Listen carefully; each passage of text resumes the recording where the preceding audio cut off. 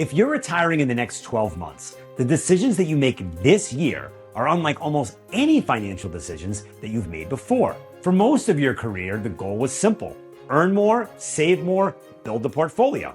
But in your final year, your equity, your retirement accounts, your taxes, even your healthcare all start colliding with each other. And if you get one of those decisions wrong, it can cost you a lot of money or close the door on an opportunity that you don't get back once you've left. So today I'm walking you through the 7 mistakes that I see high earners make in the 12 months leading up to retirement, and what you need to check before your final paycheck arrives. Starting with the date itself, because for some executives, leaving just a few weeks earlier can cost them a fortune. Mistake number 1 is picking your retirement date without checking your equity. Let me tell you about a client. I'll call him Michael. Michael was a VP at a software company, and he picked the end of June as his date to retire. He told his family well in advance. He started to transition into retirement mode. Mentally, he was done. But 3 weeks after his last day, a large block of his company's stock vested. Because he'd already left, he walked away from roughly $180,000 in equity. Not because he made a bad investment, he just got the timing wrong. If you're a high-earning executive with RSUs, stock options, a bonus, or maybe deferred comp, your retirement date shouldn't start with your birthday or just a round number on the calendar. It should start with your compensation calendar.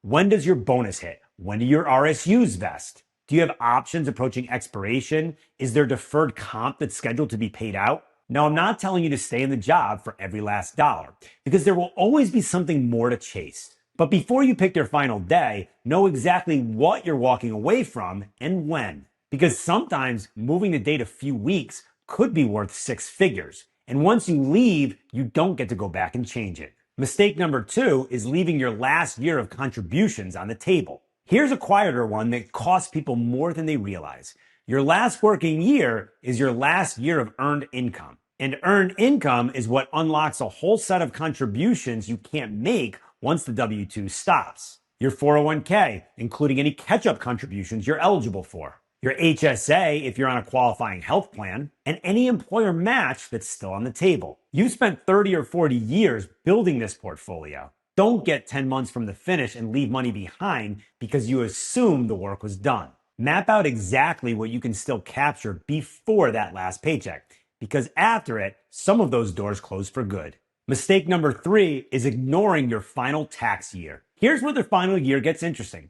Let's say you decide to retire in June. You might have 6 months of W-2 income, a bonus that hit earlier in the year, and RSUs that vested before you left. But once the paycheck stops, the back half of that year could look different than any tax year that you've had in your entire career. That matters because you may suddenly have room to realize capital gains at a lower rate, or convert money from a traditional IRA to a Roth without landing in brackets that you were stuck in while you were working. The specific opportunity depends on when you retire and what income you've already earned in that year, which is why you want to map the entire year before you make a single move.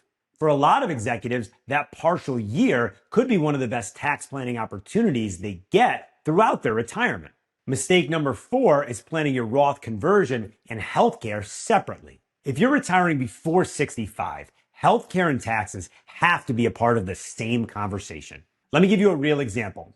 A client we'll call Susan retired at 58. After she left, her income dropped, so she bought coverage through the ACA marketplace. And based on her lower income, she qualified for premium tax credits that cut what she paid for healthcare significantly. Then December came around and her accountant flagged that she had room for a Roth conversion. So she converted $200,000 from a traditional IRA to her Roth. On the tax side, it made complete sense, but that $200,000 also counted as income for that year, and it wiped out most of the healthcare subsidy that she had been receiving. So she saved on taxes over the next 20 years, but she paid thousands more for healthcare that year, simply because nobody connected the two decisions in advance. Does that mean the conversion was a mistake? Not necessarily. The long-term tax savings may have been far greater than the healthcare costs, but that's the point. Most people look at a Roth conversion and ask, what will this save me long-term in taxes? But they rarely ask, what else does this extra income affect? So before you convert a dollar, run both numbers, and see if the trade-off still makes sense. This is exactly the kind of overlap that we map out before the final paycheck, when your equity, your taxes, and your healthcare all start affecting each other at once. So if you're approaching retirement and want this mapped out for your situation, you can book a free wealth clarity chat with our team using the link in the description. And there's one more place this same income shows up years later than you'd expect. Mistake number 5 is forgetting Medicare looks back 2 years. Medicare generally uses your tax return from 2 years earlier to decide your premiums. It's called IRMAA, the extra amount that higher income retirees pay for Part B and Part D. So a big Roth conversion, a large stock sale, a deferred comp payout the years leading up to Medicare could quietly raise your premiums 2 years down the road. That doesn't mean you avoid those moves. Sometimes a higher Medicare premium is well worth it if the tax benefits are much greater. But you want to know that going in. I've seen people skip a smart tax decision because they were terrified of IRMAA. And I've watched others trigger a higher premium without realizing it until the bill showed up 2 years later. The goal is simple. Understand the trade-off before the income ever hits your tax return. And if you're retiring in your mid to late 50s, there's one more decision that most people make almost on autopilot. Mistake 6 is rolling over your 401k too quickly. A client we'll call David retired at 56. Like a lot of people, the week after he left, he rolled his 401k into his IRA. It felt cleaner to have everything in one place, and the IRA gave him better investment options. But a few months later, he needed to pull money to cover his expenses before his other income sources kicked in. Because of what's called the rule of 55, if he had left that money in his employer's 401k, he could have taken withdrawals penalty-free, since he separated from service in the year that he turned 55 or later. By rolling it to an IRA first, he lost that option until he turns 59 and a half, or risks paying a 10% early withdrawal penalty. So if you're retiring between 55 and 59, understand how you're funding those first few years before you automatically roll your 401k. Now, I'm not saying you should never roll your 401k over, because in most situations, you likely should. I'm just saying understand what options you're giving up before you do. Which brings us to the most practical question of all. Mistake number 7, retiring without building your first paycheck. I started working with a couple about a year ago. On paper, they were completely ready to retire. More than enough saved, a paid off house, kids that were through college. But every time they set a retirement date, they froze. Not because they didn't have the money, because no one had ever shown them where the money would come from once the paycheck stopped. For your entire career, income just showed up. You knew where it came from and when. When you retire, that certainty disappears overnight unless you build it back with purpose. So before you leave, you need a clear answer to one question. Where is every dollar that you spend in year 1 going to come from? If your lifestyle costs $200,000 a year, how much comes from cash? How much from your brokerage account?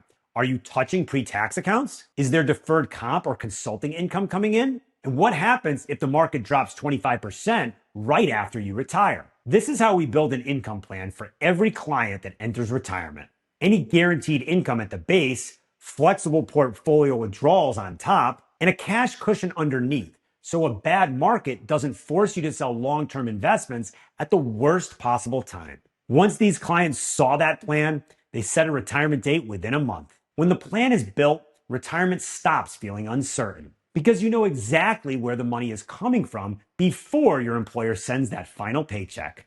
And that's the work that we do with our clients every day. My team and I help high earners to map these decisions before they retire, from their equity and taxes to their healthcare, and where their income will actually come from once the paycheck stops. So if you're working toward a future retirement date and want help building that plan for your situation, book a free wealth clarity chat using the link in the description. We'd be happy to help.